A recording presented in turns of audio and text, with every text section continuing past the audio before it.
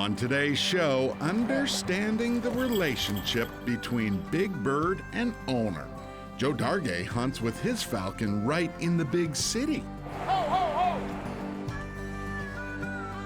Ron Schara hops a long flight to discover life in Norway. This adventure comes with a lifetime of fishing memories.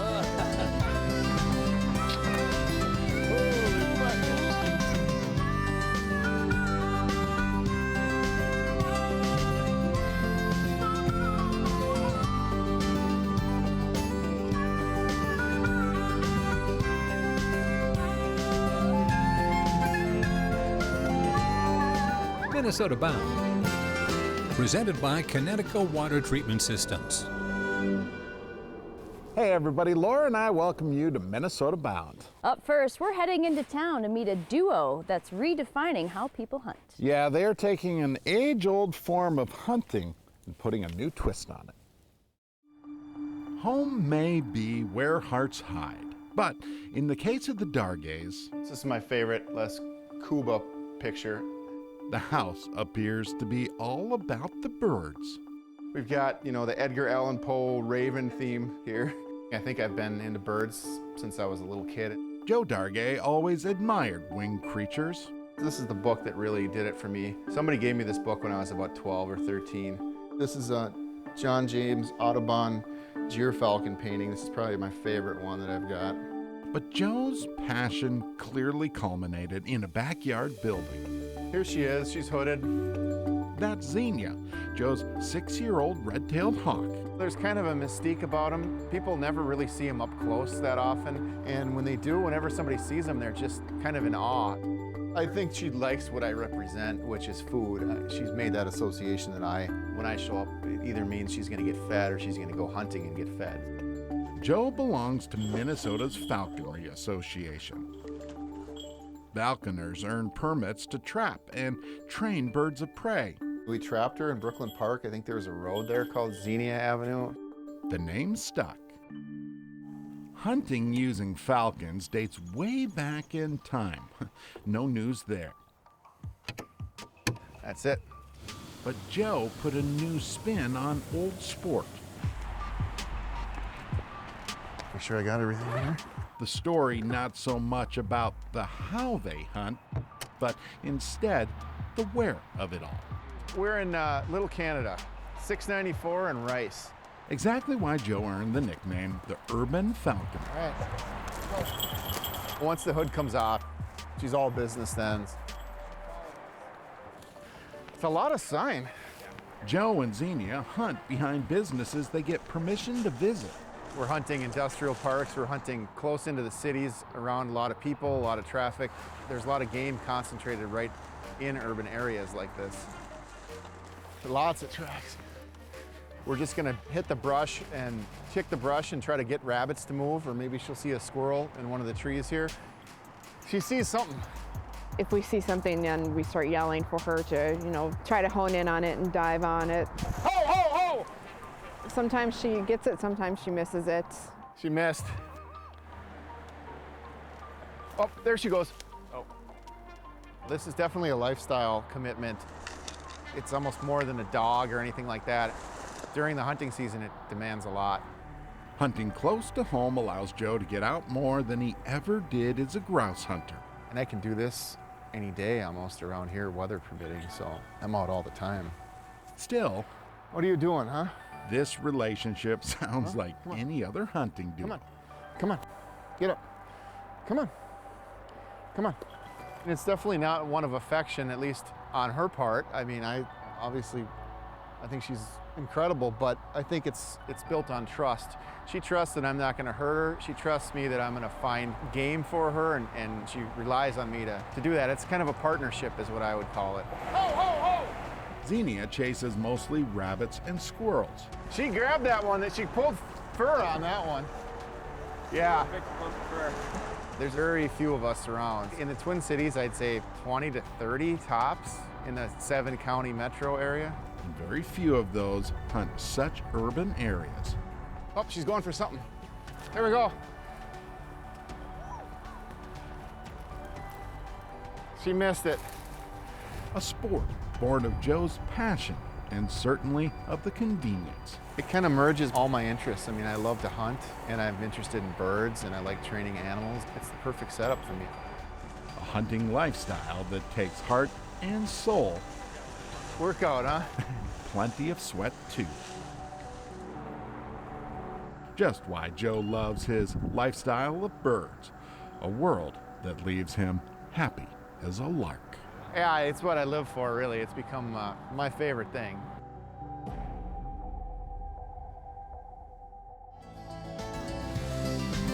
Up next, we explore Norway, a beautiful country with plenty of magical fish tales to share. Minnesota Bound is brought to you by Connecticut Water Treatment Systems, Rapala, Star Bank, and by Ice Castle Fish Houses.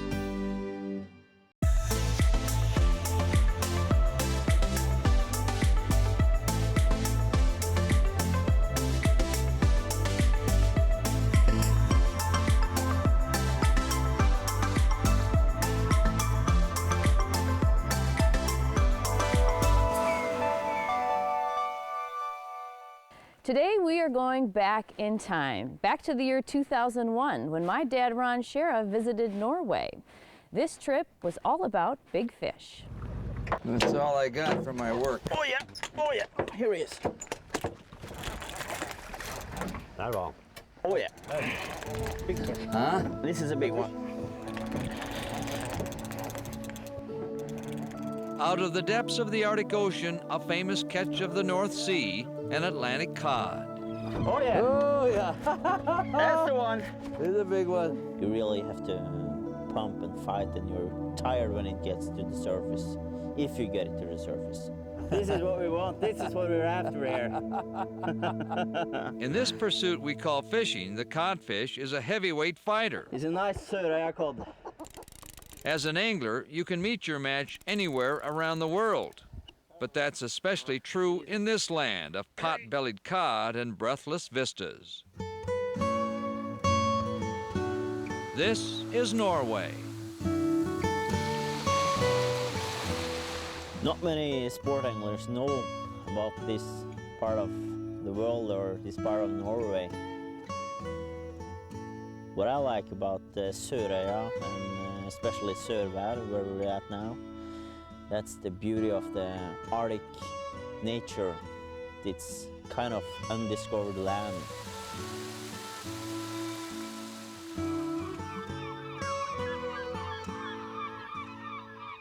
Known as the Green Isle on Norway's north coast, Sørøya erupts out of the Arctic Ocean. Giant walls of aged rock give way to a treeless and barren landscape where herds of reindeer roam high over Norway's famed fjords and small mountain lakes. This is a timeless land where scars, a half-century old, linger as a reminder of the ravages of World War II. And every day in this small fishing village, the Arctic fills the boats with the basics of life. All under the watchful and soaring eyes of the noisiest fish eaters of the sea. This is hotspot number 1 for cod in Europe and probably in the world. We are at almost 71 degrees north, so we are way over the Arctic Circle. Our captain, Kjell Johansen, knows all about catching cod. It can be a long waiting period, but I'll be here. And Ingva, my Norwegian fishing companion, relishes the hunt. Yeah, we have a saying in Norwegian that you don't say good luck or good fishing. It's like in the theater, you don't tell an actress or an actor good luck, you tell them break a leg. And in Norwegian we say bad fishing or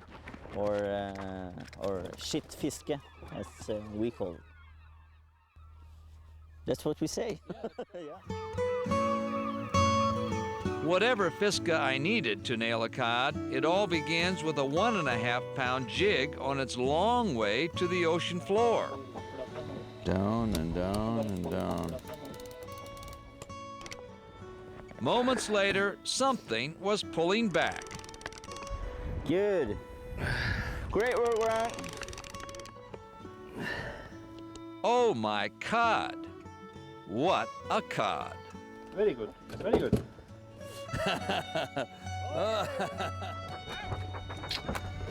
Holy buckets. He's tired and I'm tired.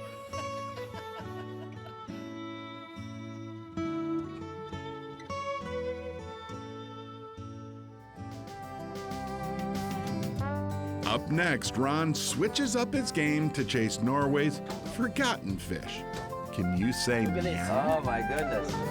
Closed captioning is brought to you by Cass Lake Chain of Resorts.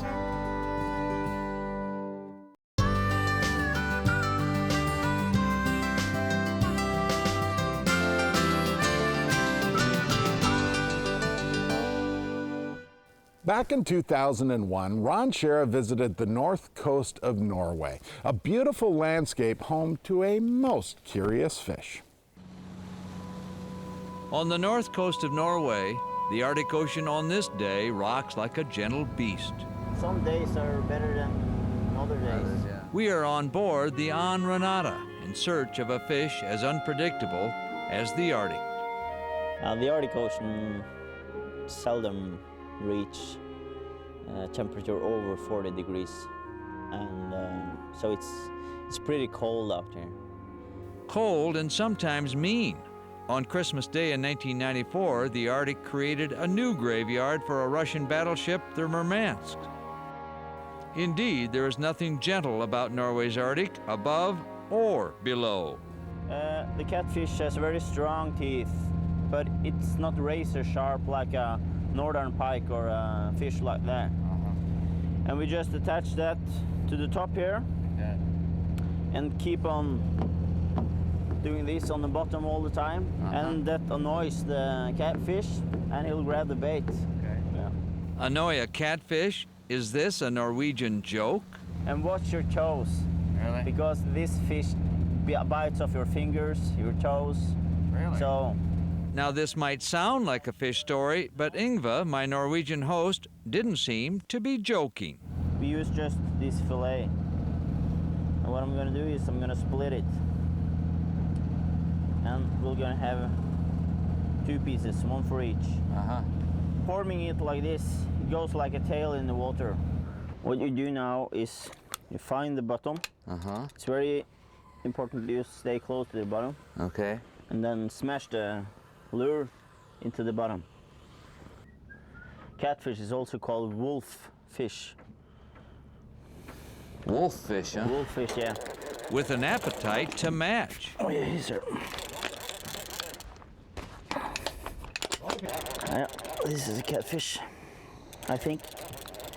Certainly feels like it because it doesn't fight too much until it gets air the first time, then it goes bananas.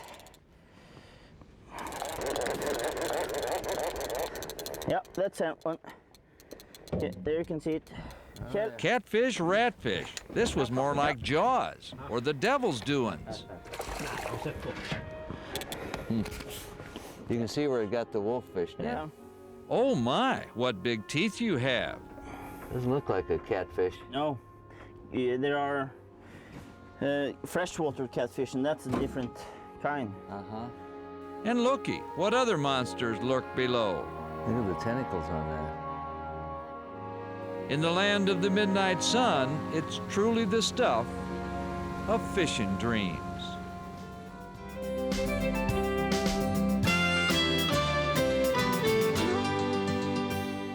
You ever gone to take your dog for a walk? Well, actually your dog took you for a walk. Today we're going to teach the heel command. You know, to do any of these commands you do have to have equipment.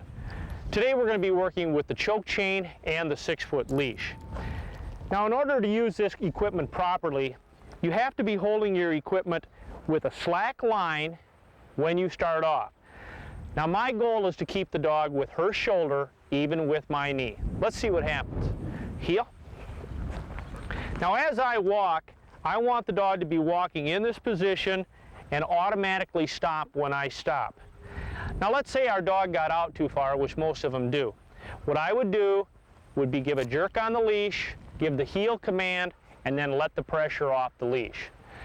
Now if you'll do this for 5 minutes a day and stick to this command and using the right equipment, you can have a dog that you can take for a walk. Coming up, Ron's Norwegian adventure culminates with a magical fish story worth sharing.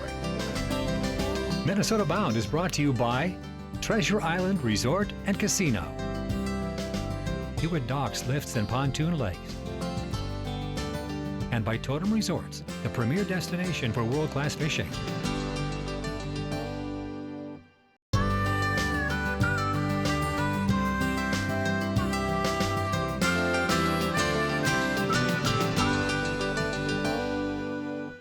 My dad has traveled all over the world chasing stories, but one of the most profound happened in Norway.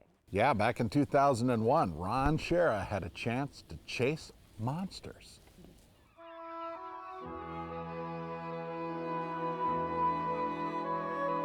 Of all the faces of Norway, the most impressive is its intimacy with the sea. Endless fjords, treeless horizons, a menagerie of green that reaches for the sky. This is beautiful here. And at home in this rugged land above the Arctic are hardy Norwegians who still hunt and fish and care for their country.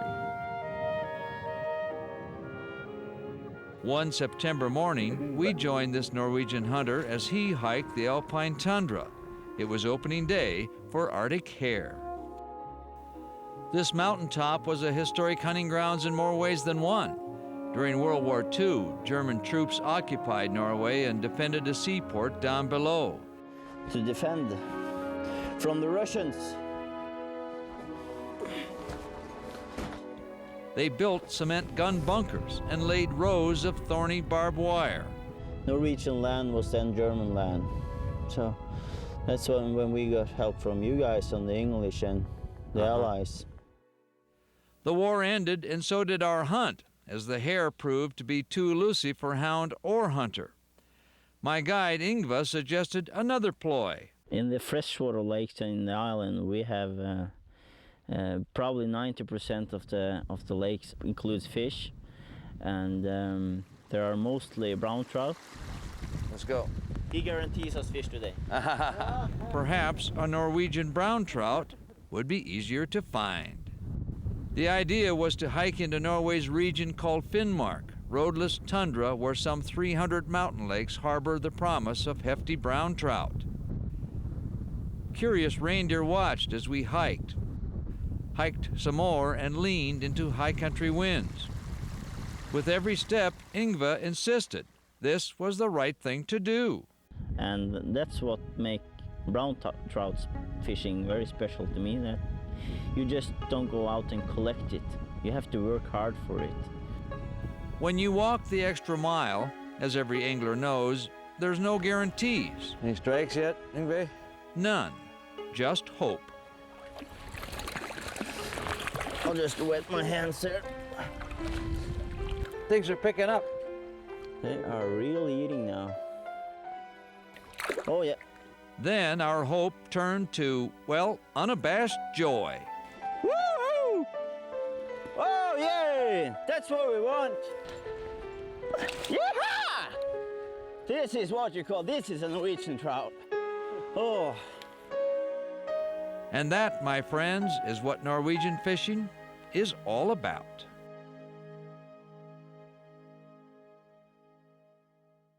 You know, at the end of that trip, the locals asked if my dad had heard about the big news, and they were so remote that he hadn't.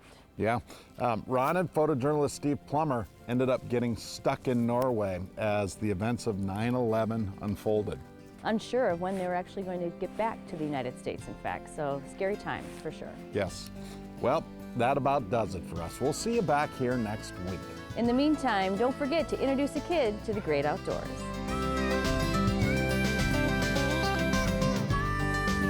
Transportation provided by Premier Transportation.